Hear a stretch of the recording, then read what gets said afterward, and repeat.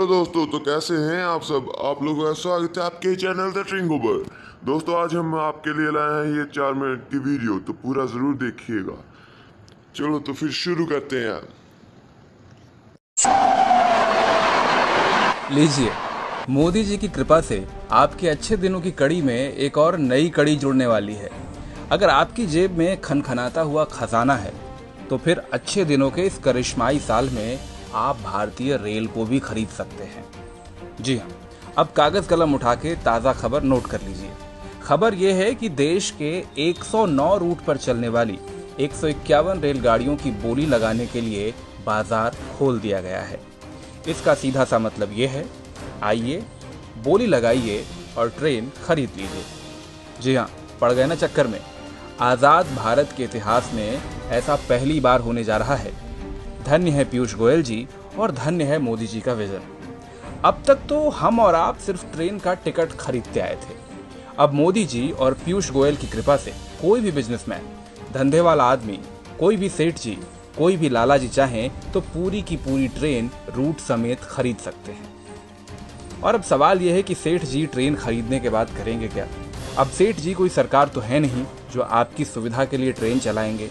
वो कमाएंगे मुनाफा और हर उस तरीके से कमाएंगे जैसे वो कमा सकते हैं।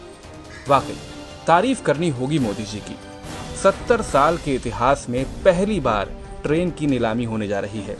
जो अब तक नहीं हुआ वो पहली बार हो रहा है। जो नेहरू जी तक नहीं कर पाए वो मोदी जी करने जा रहे हैं। वाह मोदी जी वाह। गरीबों का ख्याल हो ना हो, कारोबार करने वाले सेठ जी लोगों का कितना ध्यान है। अब देशद्रोही तो इस पर भी सवाल उठा सकते हैं, लेकिन भाई इस विजन की गहराई को तो समझो कि जब ट्रेन चला के सेठ जी कमाएंगे तभी तो देश में तरक्की और खुशहाली होगी। अब क्या हुआ कि बाद में महंगी टिकट की वजह से गरीब आदमी ट्रेन की टिकट ना खरीद पाए। वैसे भी गरीब लोगों को ट्रेन का सफर कहाँ पसंद आता है। अभी हाल ही में तो सबने देखा था कि मोदी जी और गोयल जी की इतनी सारी ट्रेन चलने के बावजूद ये जिद्दी गरीब लोग पैदल ही अपने गांव जाते थे।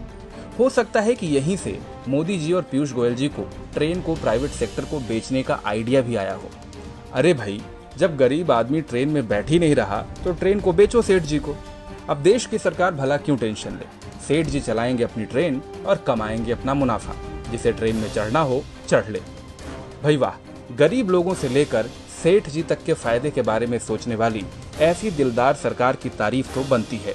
और साथ ही तारीफ बनती है इनके तेज तर्रार एटीट्यूड के लिए भी। एकदम फटाफट अंदाज में 1 जुलाई को मिनिस्ट्री ऑफ रेलवे ने प्राइवेट कंपनियों से प्रपोजल भी मंगवा लिए हैं। भारत सरकार को उम्मीद है कि इससे वो प्राइवेट कंपनियों से करीब 30,000 करोड़ रुपए तक का इन्वेस्टमेंट जमा करेगी। अब जैसे ही देश के 109 रूट पर 151 ट्रेन की डील हो जाती है, फिर देखिए कैसे कायाकल्प होता है भारतीय रेल का। हो सकता है कि जल्द ही न्यूज चैनल आपको ये भी समझाना शुरू करें कि भारतीय रेल की कृपा बस यही रुकी हुई थी। हरी चटनी के साथ 151 ट्रेन की डील जैसे ही फाइनल होगी, भारतीय रेल पर कृपा एकदम से बरस पड़ेगी। खैर, हम तो पत्रकार हैं। हम तो भारतीय रेल के साल 2004 में फायदा कमाने की खबर से भी एक्साइटेड थे और अब रेल बिकने की खबर सुनकर भी उत्साहित हैं। वो कहते हैं ना, मोदी जी ने किया है तो कुछ सोच समझ के ही किया होगा। अब जाते जाते आप भी कमेंट सेक्शन में अपनी ज्ञान वर्षा जरूर करते जाइएगा।